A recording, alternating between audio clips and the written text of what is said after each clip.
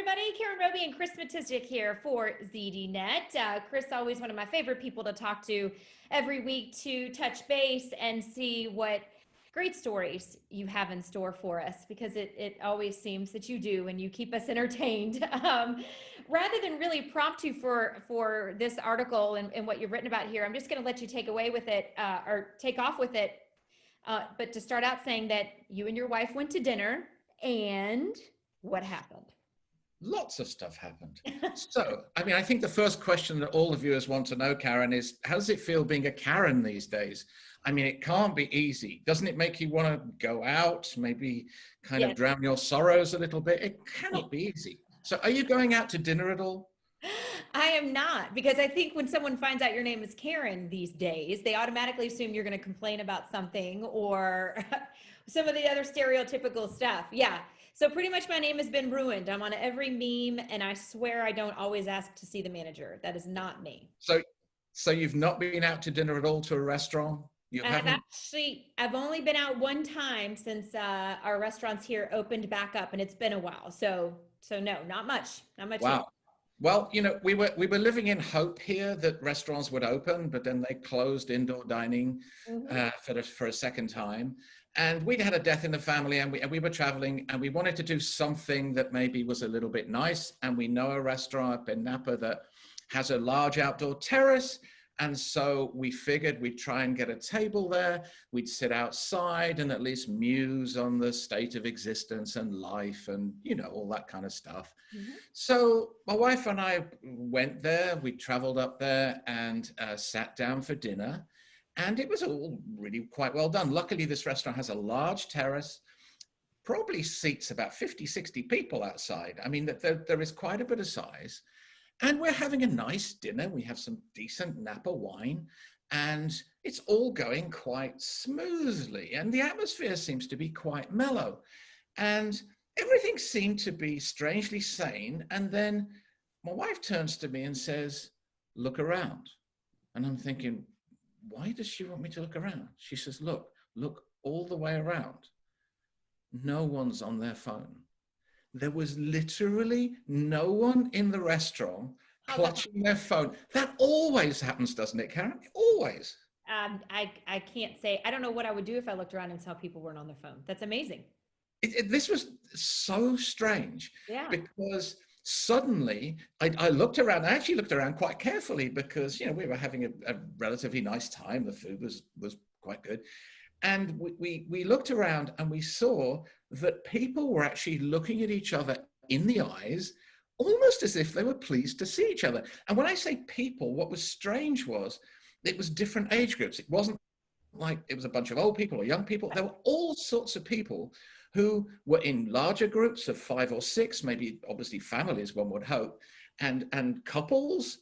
And all of them were actually looking at each other in the eye and smiling even on occasion. Honestly, this was so strange that I didn't, honestly, when she said it to me originally, I didn't believe her. I thought she was kind of kidding. Yeah. But, I looked all the way around our tables, and I swear to you, there were like 30, 40 people at least.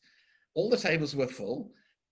Everyone was talking to each other. And I know we can't go back into the past. I know technology is going to take us over. We'll have chips in our heads and talk in an entirely robotic manner very shortly. But this was a sort of peculiar microcosm of humanity. Dare I use the word humanity? Now, here's the thing, because again, I hadn't noticed. And my wife turns to me after I'd expressed my astonishment, which you can tell I'm well versed in. She says to me, "You're the same." She says, "Usually during dinner, you're pulling your phone out, making incredibly lame excuses like, my phone just buzzed. I need to check the Giants score."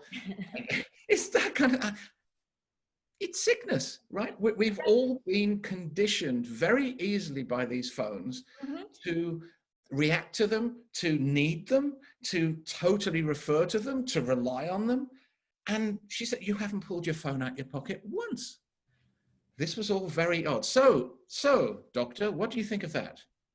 Well, I was just going to ask you, is this because people are so excited to be out because they're finally out of their homes?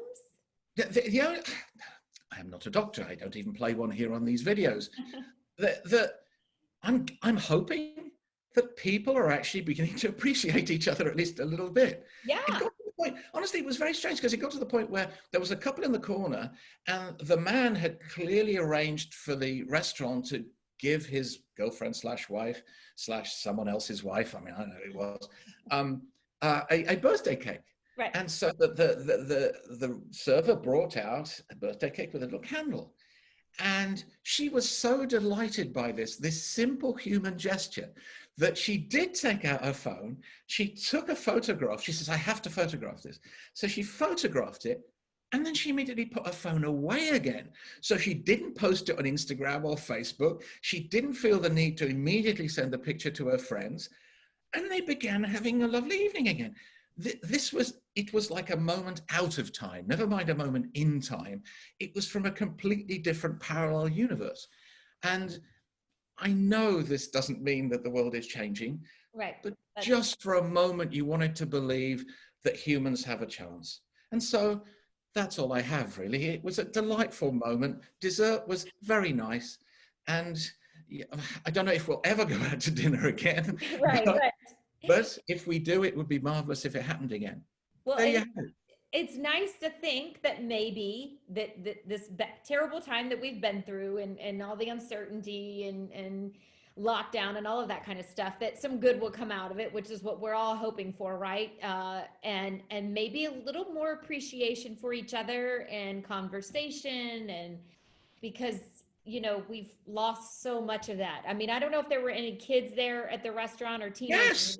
Yes, yes, that was the other weird This thing. is it. This That is what they do. no, no, no, no. There was I'm estimating 5-year-old. Mind you, I know nothing about children, so it could have been 8, could have been 4. Right. This child was sitting politely with her family, not with an iPad, not with an iPhone, talking to someone and smiling. This was beyond bizarre. That Very, very strange. I don't understand it. But just for a moment or two, it gave us a little joy. just for a little pause in time. It was probably really nice to see that. Well, I mean, yeah, we spend, if we do go out to dinner, it's with teenagers, this is an extension, obviously, of their hand, as it is for most adults too. Let's not blame them. But that's just what we've been conditioned to do now. We're so used to getting things on the spot. And if you take a picture, you're instantly going to edit it. I can't believe that lady actually didn't even take the time to edit it at the table. That's the norm, Isn't it incredible? No editing, no color changes to it before she posts it on Instagram. I mean, straw. Wow, unbelievable.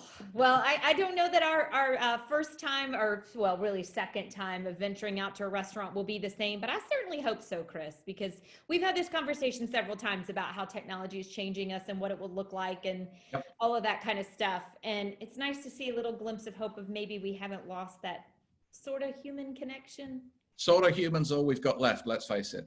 Let's face it. You're right. All right. On that note, everybody, maybe enjoy a dinner out without your phone. See how it turns out. Could be a great night. Bye-bye, everybody.